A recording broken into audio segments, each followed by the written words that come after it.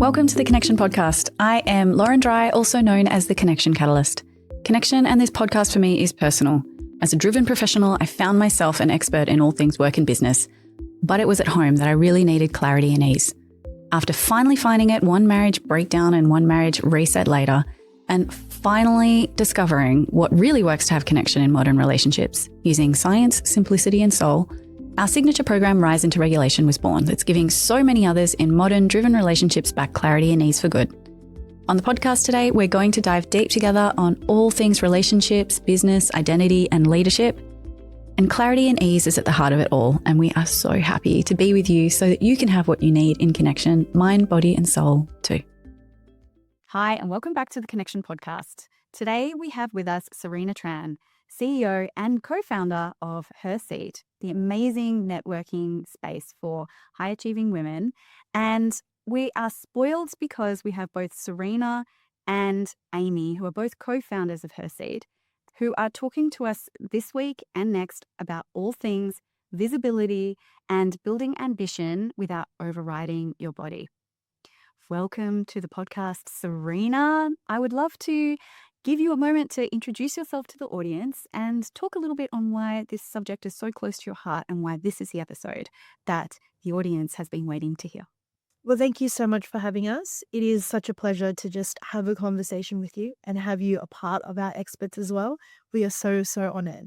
My name is Serena and I am a co-founder and I would like to say the other half of Her Seat. And my passion is to bring together ambitious women to have deep conversations and genuine connections. I feel like in this day and age of being on the phone and social media, connection between humans can be a bit disconnected. And I know that myself and Amy have been to so many traditional networking events and it just feels very transactional. So we wanted to build a space where we want to know the person behind the business, not just what you do, what you could do for me. It's very important to understand the human, we feel like, because a lot of connection is just based off the superficial. So we wanted to go deeper than that. And that's why we built Her Seat. And it has just resonated with so many ambitious women. It really has. I can't tell you what a transformational place you have created. And being at the launch event last week was probably one of the highlights of my personal and professional career. So I really thank you for creating that. And I'm so excited to share your journey as well as Amy's with the audience here and all of your personal and professional experiences and challenges around not only trying to connect with yourself and trying to stay true to yourself while building a business, but also having those really important and challenging behind the scenes relationship challenges and wins, how they have added to and enriched your business life and also added to your experience and what you bring to Her Seat as well. Yeah. The topic we're covering today is building ambition without overriding your body. I'd love to hear a little bit more about why this is so important to you and a little bit of introduction into your journey as to why this has been such an important challenge, but also transformation for you. So starting off, I feel like it's an important topic because a lot of ambitious women or society has been teaching us that the notion of hustle culture or just continuing and pushing past, I guess, what we feel in our bodies, honestly. And ambition is great and it's fantastic, but to come down and have that calm in your head translates to so much more. It translates into how much better we sleep, the food we eat. And I think I've just personally gone through probably the last few months of bad sleep and really poor diet in terms of digestion. And I feel like that's because possibly my head has been a bit clouded. And it's so exciting because the mission is so important to me and I know to Amy as well. But sometimes we just feel like momentum can keep going. Yeah. And it comes at a cost. And it comes at a cost. And I know that something for both of us that we want to try and put out is something called a life canvas. And that focuses on all these different aspects of life. So that goes into career and relationships and even wealth or even spirituality and health and mental health. And I feel like that's a great overall balance, but we all don't get the chance to always focus on everything. Yeah. I think what's so interesting about women is how we all have a logical, high level understanding about how those things are important. Mm. And what's the irony of that is each time, every single one of us, particularly high performing women who have businesses, who have really, really busy lives, what we try to do, and it's so counterintuitive because we know that all of these things are important. And the more that we try to do it all at once, the more it all gets broken. And that's hard. That's a really, really hard pill to swallow because having the discernment about what am I going to focus on, and particularly when you're in the building stage of a business, you had your launch event last week, and I know Her Seat has been alive and building before then, but this was your big, beautiful introduction to the world. Yeah. And in that, I think what so many women, I know what I relate to, is that when it comes to building big things, there is a cost, and you take that and you wear that cost and you bear it and you accept that it's part of the process. But at what point is it pushing yourself too far? My whole working experience has been, I went to uni. It was great, but of course there was that momentum there too. And then after uni, I had the amazing opportunity to join my family business. And we're in retail and we sell cameras and electronics, which has been so amazing. So the momentum of just joining and having so many opportunities, it just keeps flowing. And I actually had a conversation with a girlfriend, and she said to me that it just felt like you had this amazing high, and then you get hyper focused, and then I go away on a holiday, and then I come back again. So it just felt like quite a cyclical and ongoing cycle. Merry-go-round. Yeah, it definitely felt like it was a merry-go-round. And last year, I definitely hit a point where I needed to just pause and really look into myself and what I wanted to do. What do you think your relationship with ambition is? And where do you think you got that from? That is such a great question, Lauren. Where I got that from, I believe it was definitely my dad. He is such an inspiration in my life, and my parents both are, because they're both immigrants and coming to this country where they both didn't speak English. They weren't sure what was going to happen next month, just with even housing and food. And it was just not seeing their struggle, but to hear what they've been through really amplified what my dad has built for us. I am so privileged. I went to a private school. I've lived in an amazing suburb, and I just feel very honored because my dad had so much ambition. And I just remember something that he even said was he just wanted to picture a house with a gate and a car just parking in there. And that specifically drove his ambition. And so I guess growing up with that and seeing how hard both my parents worked, it drove an ambition in me. I felt like this might get a little bit spiritual, but I felt like I was definitely born into this life because of something. And I've always just tried to find out what that something was. Yeah. And how am I so lucky that I was just born into this family that gave me a choice to do what I love to do. I'm going to bring it back a bit into my family history. And what my granddad said was he actually had a choice. So they were born in Cambodia, and they had a choice to either stay when a regime came and like communism came to overtake them, the country. They had a choice to either stay or to flee. And I feel like that pivotal moment helped me shift my life, my cousin's life, my sister's life, everyone's lives.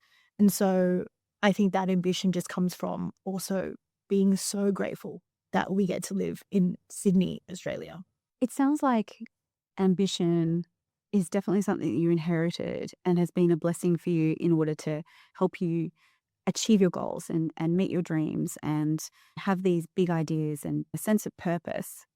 I'm curious, do you think that that has come with a shadow side as well? Oh, definitely. Yeah. I feel like that shadow side could be very much, I know at Behind Closed Doors, we talked about comparison a lot. That has been in my mind personally. When I was actually younger, I had a teacher speak to me and said, you need time to just sit. And I was like, what did you mean by that? And then what she meant was you need guilt-free time to just play. And that really stuck with me. I think I was in year 7 and it keeps on playing in my head now. It's because I felt being so ambitious and I'm naturally someone who continues doing stuff. So I'm always on the go or I'm always constantly moving. And that struck a chord with me because I felt like if I sit in myself, I just get guilty. Right. Guilty Yeah. because I'm not either utilizing my time or I'm not being productive or I'm not moving because I've been given such a great opportunity in my life. I'm not moving. And I feel like that's the shadow part of the ambition that I've learned to grow up with. What symptoms have you probably seen around that shadow side in your health and in your relationships? I think in my health lately, because I've been really focusing on listening to my body. Something this year that I really wanted to focus on was getting out of a fight or flight mentality and getting into just a calm base for my nervous system. And I felt like I've had chronic headaches since I was in high school and it's just been so consistent. And one point it just got so overwhelming that I'd get dizzy when I stand up.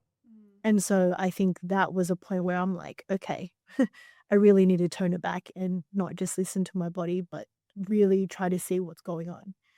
I've done MRIs, I've done everything like that. And there's nothing physically wrong. It was just Your nervous system. my nervous system. Right. I'm so interested and fascinated by what you said earlier around play and guilt. It's so fascinating that sometimes logically we can make sense of something and say, well, of course, I'm in year 7. I should be able to play. I should be able to do all this. But someone objectively looking at what's happening outside of your own head, your own mind, your own experience, had to slow down with you alongside you and allow you to have that third party observation of what was happening in your thoughts, that there could be guilt and shame around play. And I find this so fascinating, not only as an adult, but as a woman in business and someone who has a family. And if you're a business owner, you have staff, you have a team, you have families that you're feeding that are not just your own. What you mentioned about your dad and how he had those pressures of housing and food and trying to build something, and now that gave you that ambition.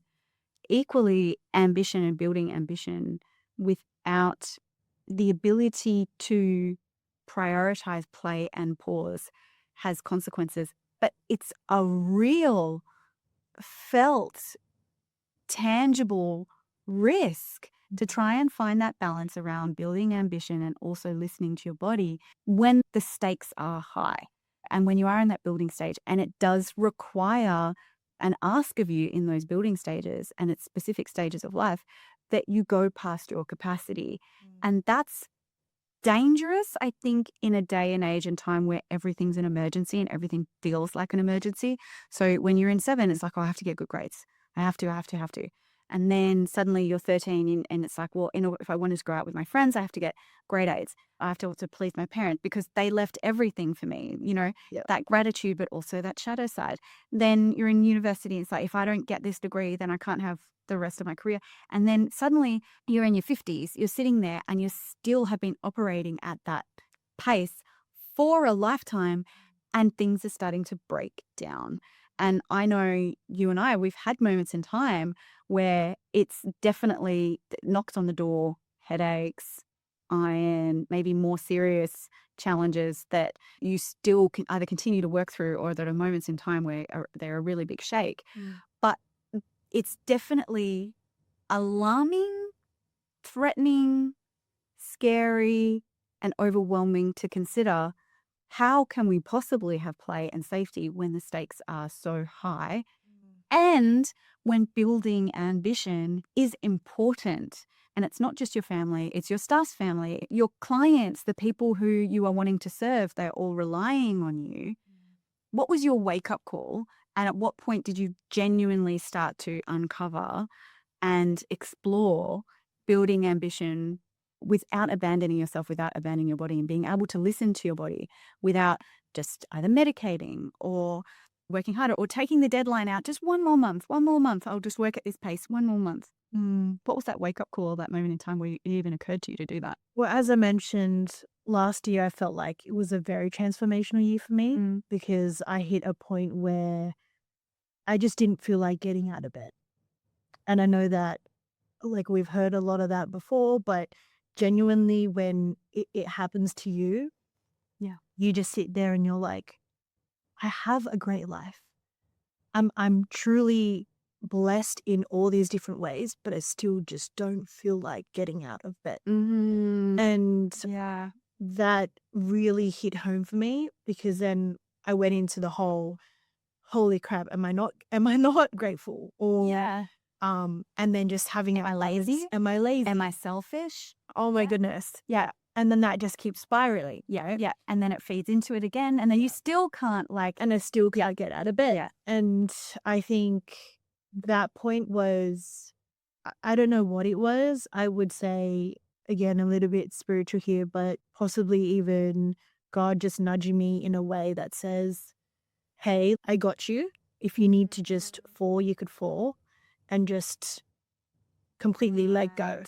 Yeah. Completely let go. Because that balance of I'm here, I'm already low, and then fighting that low, Yeah. that just was a bit balanced. And then when I had the ability to just really let go, and when I surrounded myself with humans that just looked at me for me, not because of my ambition or what I could do and what I could bring, those humans just laughed at my jokes and just saw me truly. That was when I was like, okay, I am someone behind the ambition. Let me bring it back to that moment where I felt like I could let go.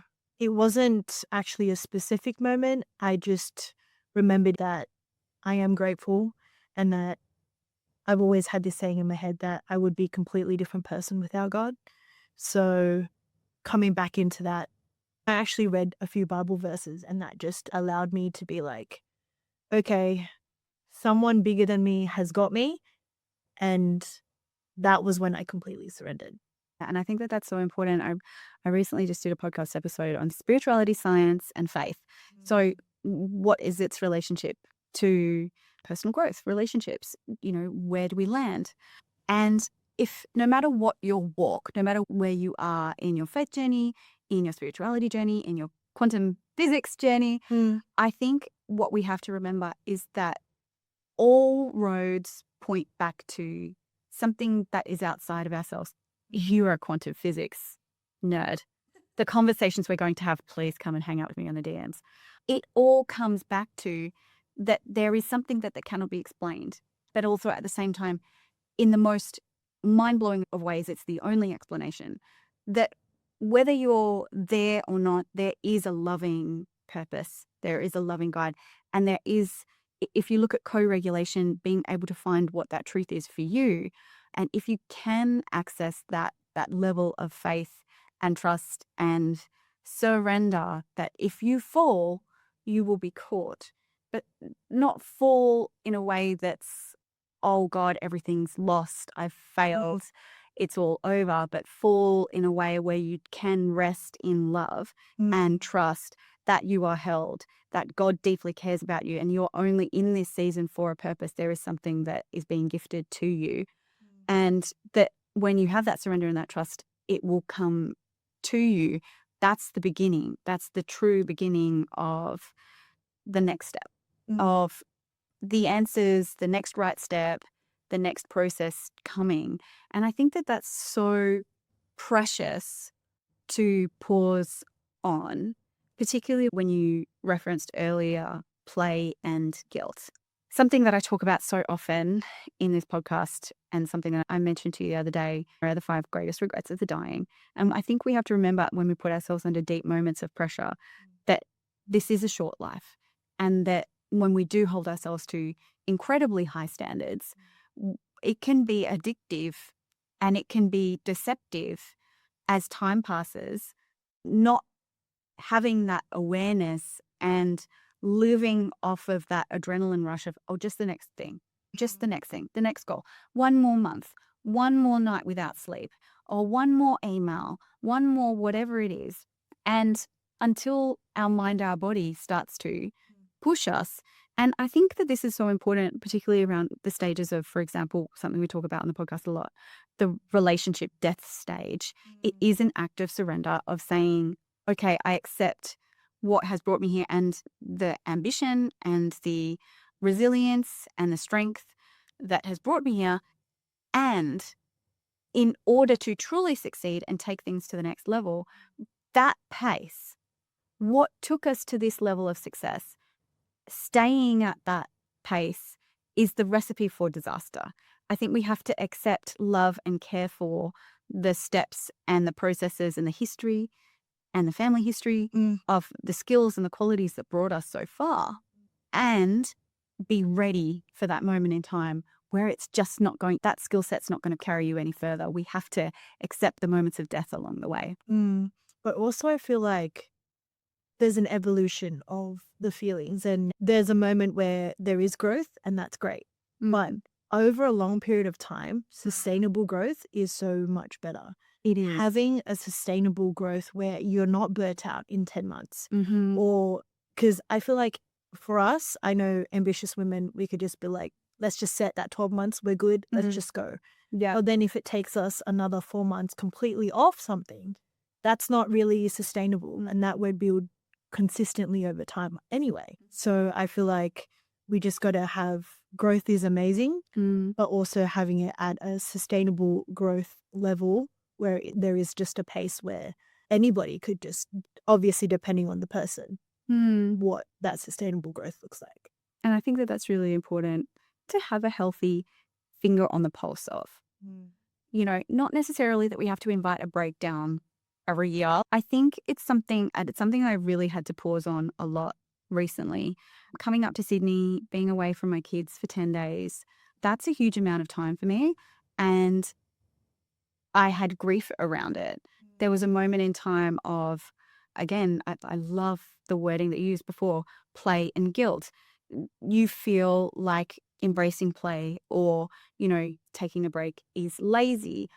And there was definitely this balance that I was noticing outside of myself in my body. And I'd like to talk to you about this a little bit more, of trying to find that line between play and guilt, because building up to this and the amount of work that I'm doing in Sydney and the amount of events, the building of the systems that's happening while I'm here as well, it's a lot to do. It's a lot to organize. And one of my pillars, you know, who I am, my values as a person that informs my work is connection with my family, with my kids, with my husband. And so sacrificing that and being away from that, yes, we all have the capacity to that. And it brings it back to what we were saying before about balance and making sure that we've got like all of our ducks in a row all at the same time. It's not realistic. It's never going to happen. And we all know that logically. But when it comes to putting ourselves in a position of like, do I choose family? Do I choose work? Do I choose play? Or do I choose, and what is play as well? Because I feel a sense of play with my kids and my family, and there's almost an element of selfishness of being away and getting sleep. What happens? So it's delicious, but there's a tear and there's a cost involved when we try to analyze and juggle. And I think when it came up to that, the cost for me was very much not only finding that line and following that and making sure I'm making decisions, not only in alignment with the values in my business, but in alignment with the values of myself as a person and how I operate inside my family and what I want to model to my kids, and trusting the systems that I put in place, the systems that are put in place for my family, that the way that we support each other, the way my husband and I support each other and our extended family network.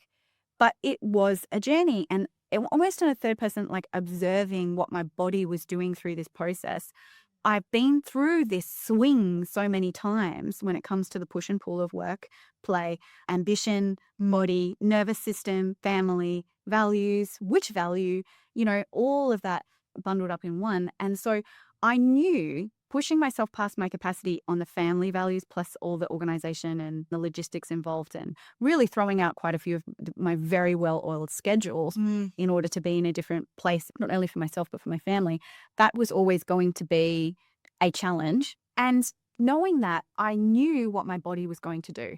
I knew I would have a period of time of just pure anticipation, pure organization, pure excitement without the burnout. I knew that that would be the most enjoyable stage in the lead up. Yeah. I also built into place, let's say a week to 2 week period, where I hoped if there was going to be a crash, then I could book in the crash for that. And what was so fascinating about that is that's exactly what happened. Probably, let's say 10 to 14 days beforehand, the spiral. I knew it was going to come, the anxiety spiral. I went, this is so selfish. I can't be away from my family for 10 whole days. Oh my goodness. My babies, my beautiful boy, my darling girl. And I would just not cry, but adjacent to crying. And I just honestly squeezed them till my kids were sick to death. I was like a Velcro mum. And I would say to them, I'm filling my cup, but without overdoing it, because, I was also trying to normalize this process for them, turning it into a game. Yeah. Not so traumatized because then, oh God, we know that's going to end. Yeah. They're going to match me right there. Trauma.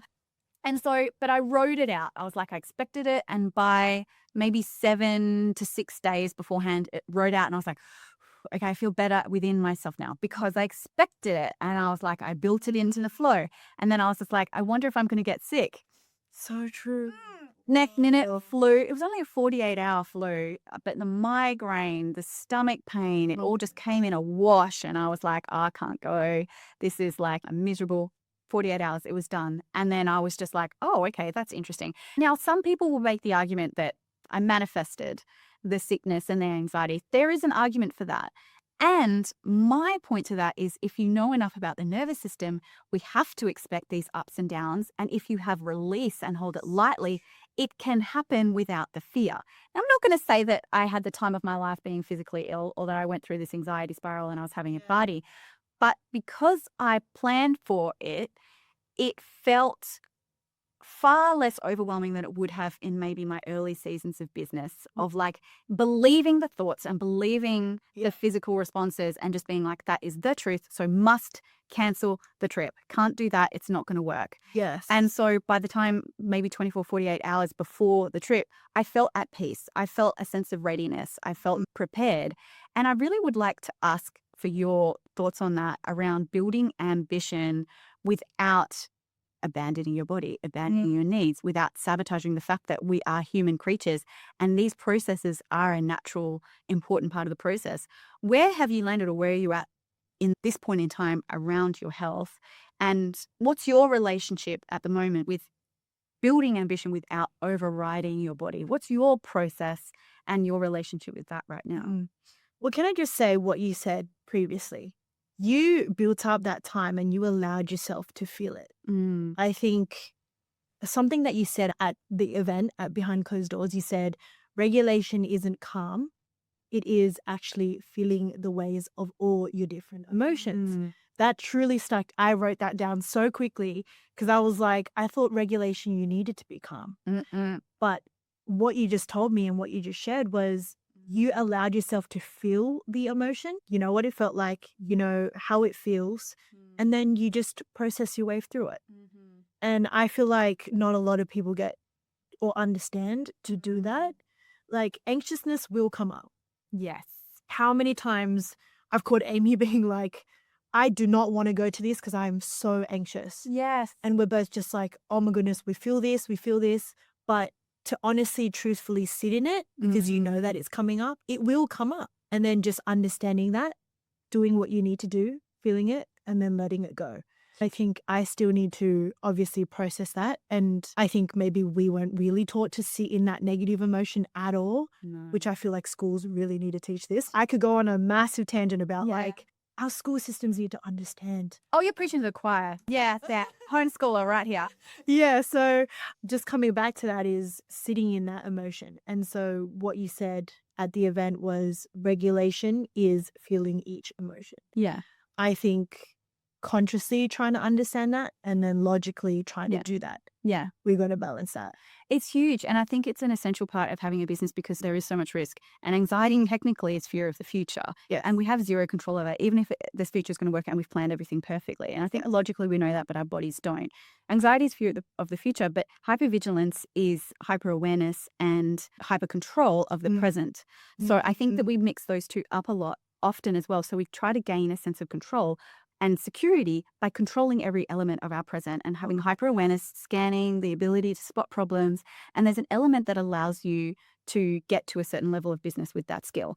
But it is also incredibly destructive, particularly when you take it home. In your personal life, right? It's incredibly destructive. Oh my goodness. And particularly for high-performing women, there is nothing more destructive than hypervigilance. It is one of the single key most destructive factors in home life.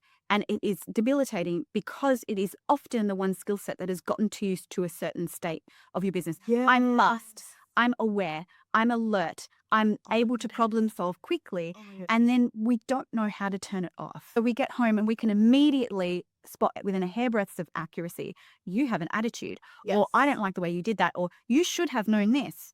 Because not only are we bringing that hypervigilance home, but we're trying to release it. So we want a safe place to land. Yes. But it's that corrosive nature of taking that hypervigilance and putting that on our partner, on our children, on our families, without the transition element of being able to sit in regulation, which is not calm. It's processing. It is healthy processing within a safe system. Yes. And what happens with that is that all of the women that I work with, one of the most foundational elements that I work with them on is how do I not let go of all these qualities that make me so effective at work and in life? I'm such a good friend. I'm such a good support system. I'm so intelligent. But how do I not turn that off, but have rest and support and what I need at home and not have the corrosive element of that? And what you just said about what we shared last week is that regulation is not calm.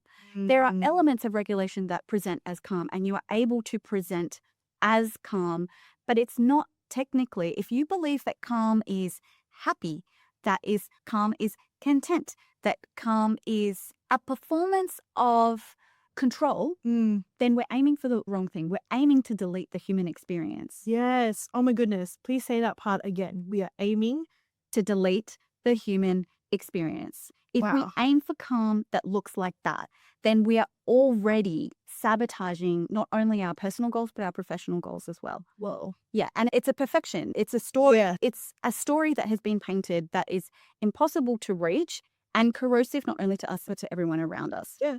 Because the human experience, when we realize it, is so much richer. It's better on the other side. my goodness. Do you know what? Regulation, where we're allowed to be angry, where we're allowed to be afraid, Oh my goodness. where we're allowed to be sad, that is where power lies.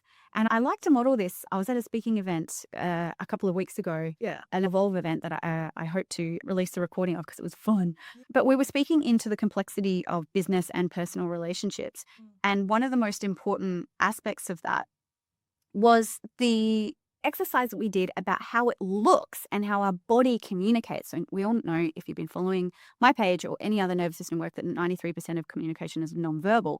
But when you look at it from the outside in, if you try and say to your team, while you're terrified about the next invoice coming in, or about this scary client who is making big threats, or about this big job that you've invested in and all the details are coming together, but it's on a knife edge, whatever these big challenges are, and you try to communicate to your team from a place of fear, but you're suppressing it, what your body does is it actually projects and passes on the emotion that you are refusing to acknowledge and instead transplants it and puts it on top of them instead. So if I try to say to you, hi, how is your deadline going?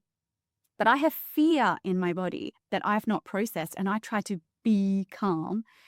Even in my throat, if you're listening to this on the podcast, what it sounds like is if I try and put fear in my body, for me, fear lives high up in my throat and kind of more towards the back of my chest, very high up in my body.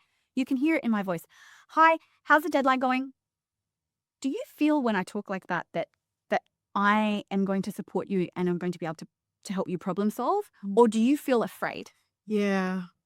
So I've transplanted my fear onto you because I'm trying to perform and be calm. Yeah. But if I have regulation, which is safety with my fear, what I'm able to do is use my somatic tools, drop into it, understand what my hidden patterns are and how that translates, have safety within that and repair internally. I know it sits up here. I know fear sits in here, but I also know safety is dropping deep down in my body, so in my belly. So I know how to hold space for that, not shove it into my belly, but listen to it, trust it, feel into it, accept it, and love the fear and say, thank you for the signal. Yes. Thank you. Yes. Thank you for giving me time to process. Giving myself just a few minutes to sit with that. Something I always repeat so often is your capacity of problem solve increases by 300% when you're regulated. I want that. I don't want to make decisions from a place of fear.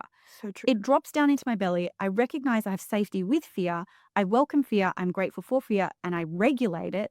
And then perhaps maybe take some notes about some solutions that I can come back to down the track, like have a meeting with my team that's an emergency.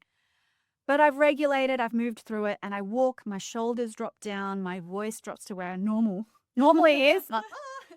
And I can say to my team the exact same phrase. Hi guys, how's the deadline going? Yeah. And they feel like they can lean into me. Yeah. I am safety. Even though there's fear, even though I can say to them the exact same thing, and then I can even tell them, oof, that deadline is coming up for me for that client. Yeah. A little bit scary. That give them security of like, these are the steps that we're doing. So I'm really confident about how it's going to go.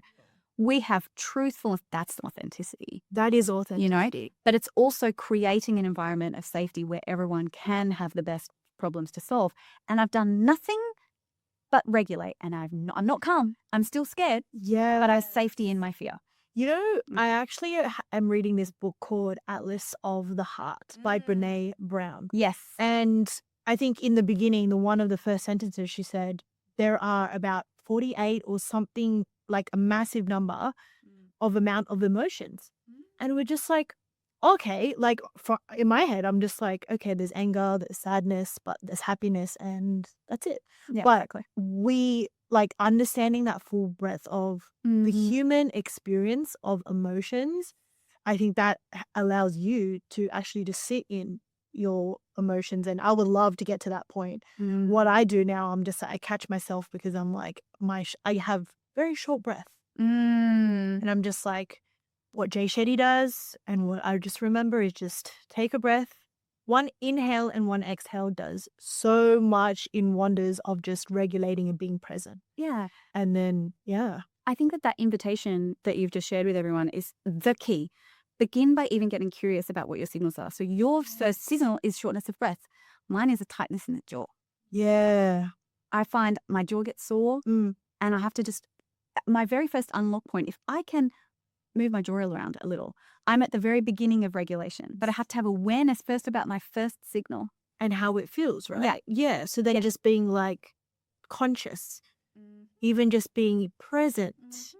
Yeah, sitting and then just being present. Yeah. So I would say if you're at the start of this journey, like building ambition while not abandoning yourself, essentially, because that's what it is get curious about what your very first signal is in your body and start to find curiosity during your day. Where does it pop up? Yes. Just the awareness alone is half the journey. Awareness. Something that I've personally done is set my day to be, I would love to do this. I haven't done this in a bit, but wake up in the morning and actually just do breath work. Literally, breath work can sometimes look like me sitting outside and just having my eyes open and staring into the view that I have. Just being present is a very big thing. And I feel like that's a really good tactic that we could just, or even just being like sitting here, taking a minute, taking 30 seconds. It doesn't take that long. Taking 30 seconds. Something I invite all my clients to do is to see how you go in the car. The car is a beautiful transition window. Yep. Oh my goodness, I love the car. It can become a positive trigger. I really recommend exploring that. If you spend a lot of time in the car, start turning that into a positive trigger where you can do your prayer, where you can do your somatics, where you can do your meditation, whatever it is. If you do transformational breath work, don't do that in the car. Or even just pumping the music or just park somewhere and just turning it on. That has been such a safe space. And that's just, I didn't even realize that was regulation. Yeah. I just thought that I was like, this feels nice. I'm just going to do it. Good. Well, I would love to ask you, first of all, if there was one thing that you could leave the audience with, someone who's listening to this and feeling like I am feeling like I do have a strong sense of ambition, but sometimes I can leave my body behind me and I'm feeling like I want to address that and I want to explore that in a really safe way. What would be one small nugget that you would leave them with if they've been listening to this podcast and they really feel seen? This might sound really cliche, but truthfully, being kind to yourself. I think when we're aware of all of our thoughts and all of our emotions, and then it comes in waves and everything else, truly just being like, if this was your daughter or this was your future kid or this was your partner, would you be that hard on yourself? And so just being like, okay, letting go of that internal battle and just surrendering to your emotion and then trusting yourself that you could come back. I think that's a very important part.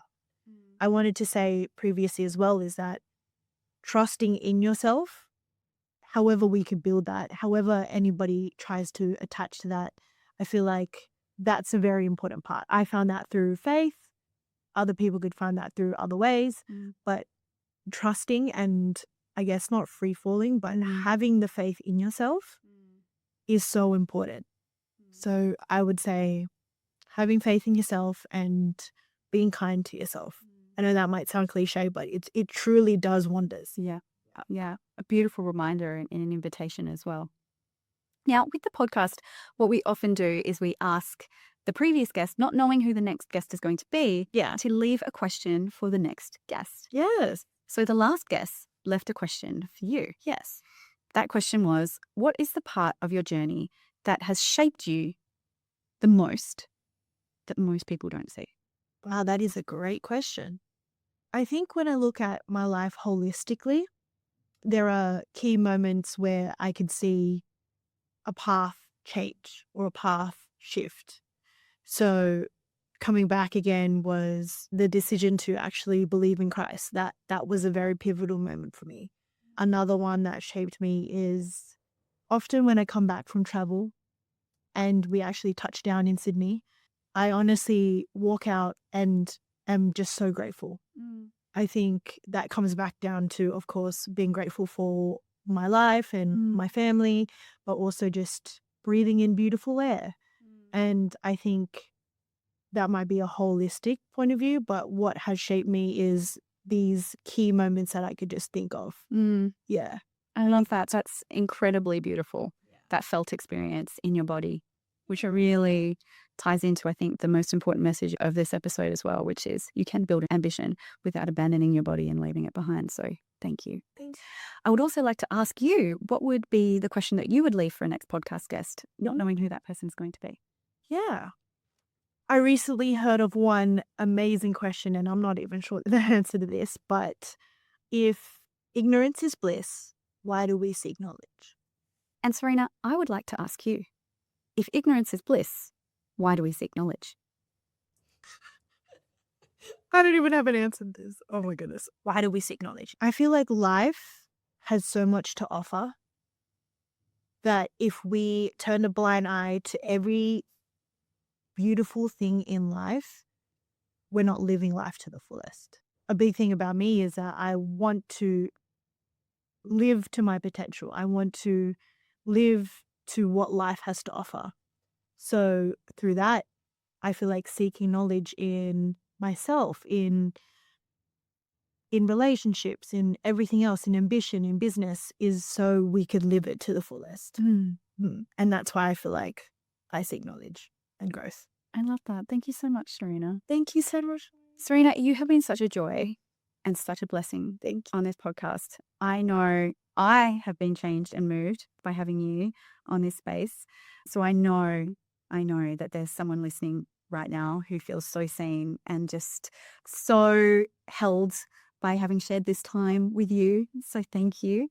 I would also love to hear, how can the audience find you? How can they follow along your journey? Yeah. So Connected by Serena is my Instagram, but also on Instagram, her.seat is the women in business community that Amy and myself have been so honored to share in our mission. Personally, I cannot recommend that space highly enough as well. I have been in multiple networking communities and groups, and there is something incredibly unique and special that you have created that if you have the capacity to be in this space, run. Oh, Run, go back. Don't walk. It's magical. So I'm so lucky to have been sharing this space and continue to be in that space with you for the next 12 months as well. It's going to be so exciting. And can I just say, your wisdom and your presence, not just in the event, but understanding, of course, you have a family, a beautiful family and kids, and it truly means so much to Amy and I that you took the time to come here, but not just took the time, but be so present and genuinely so generous in your energy. So we just want to say thank you. Oh, thank you, Serena. I promised I wouldn't cry this time. Thank you. I am so excited to release this chat and to have everyone else feel as held and as safe and as seen as I have with both yourself and Amy. So thank you, and cannot wait to share the community with everyone who's listening as well. And if this has brought up anything for you and you want to continue the conversation, or if you feel like someone's really going to get a lot out of this chat, please share this episode with them. Please follow along. And if you want to continue the conversation, come and hang out with me over on Instagram, Lauren_dry. I'd love to hear what you thought about it. I want to hear what really landed for you. So please follow along and come and hang out anytime. I'm excited to chat with you. Thank you for being here on the Connection Podcast. Big love.